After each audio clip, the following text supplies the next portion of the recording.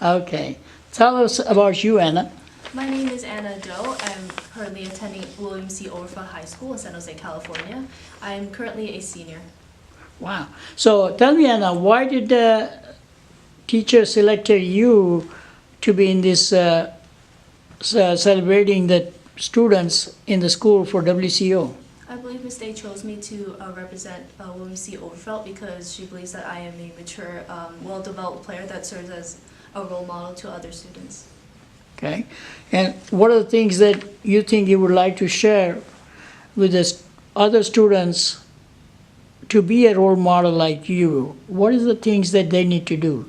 I think one of the most important things about getting involved in the community and making a difference is beginning to join groups who share the same interest as you. Like, for example, I joined tennis because I want to try out a new racket sport, and it turned out that many of my teammates who not just became my friends but became one of my treasured teammates because they also enjoyed playing racket sports. And I believe that together, whether or not you're doing sports or clubs, if you get together with a group that shares the same cause and shares the same interest as you, then you can make a very big difference in your community. Can you tell the reader what was the incident happened in your life that you like to share with the readers? What are the things you should watch out when you're growing up?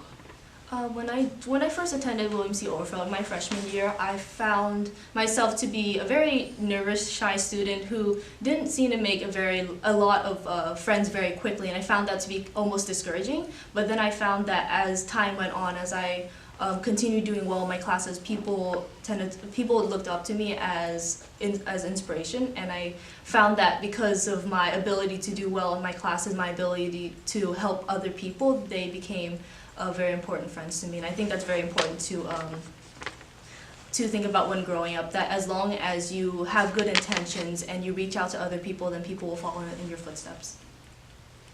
What is that one thing you did that anyone can do to achieve what you have? One of my favorite things to do is to give back to the community, whether that be volunteering at food pantries or volunteering for blood drives. I think that, like I said earlier, one of the ability to give back to the community after what the community has done for you is a very important thing that allows you to open up and discover yourself and discover your interests and discover what is it about you that will inspire people for the future. Who was the most influential person in your life besides your parents?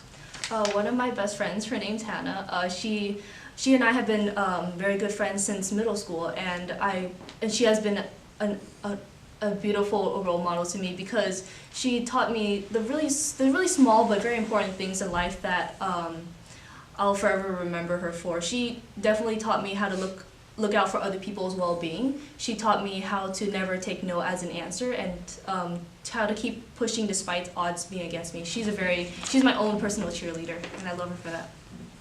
Was there a teacher that inspired you in the classroom? Yes, of course. One of my favorite teachers of all is Mr. Day, my assistant coach.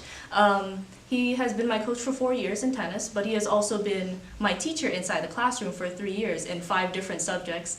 And one of my favorite things about Mr. Day and his classes is that his rigorous coursework pushed me to become a better role model for my classmates and a better student overall because of a lot of the work he assigns. But he's very realistic and has very high standards of us, and for good reason too. How are the friends react to your accomplishment and how it has challenged you? A lot of my friends, though they share certain interests as me, we celebrate things a little differently. Whenever something good would happen within our own friend group, my friends would either buy food for each other. They say like, oh, let's spend a day to hang out and talk about what just happened, right? Or they would. Or some friends, like, even though they can't meet up with me, they like to send me really encouraging messages, like, "Oh, you've done it again. You'll conquer the world at this rate." They send me a lot of cheesy, cute pictures of animals and like party gear. It's a really fun group to be with because they definitely, like, their joy and they're all at my achievements. Like, it's contagious as much as their laughter throughout the years at the small inside jokes we've talked about. I think overall, like, my friend group is they're my second family because they've always pushed me to become better and better because they see me as a role model. I see them as role models too because they always look out for me. So tell me a little bit about, your interest in journalism and things that you like to write. When I'm at home, I tend to dabble in a lot of creative writing.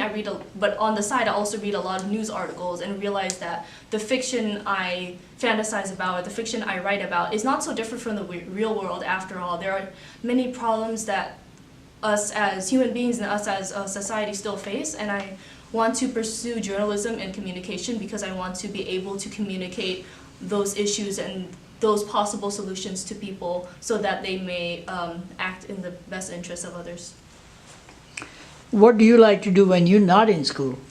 When I'm not in school, I like to, like I said, I like to dabble in creative writing. I also like to play video games. They're like my source of entertainment. I also like to take walks around, take some nice scenic photos, and I also like to. I also kind of like go I like to go to the park and kind of hang out by myself, kind of reflect on a lot of things that has been happening because I tend to have a lot of free time on my hands. Well, Anna, thank you. Thank you for taking time to meet with me and share your story.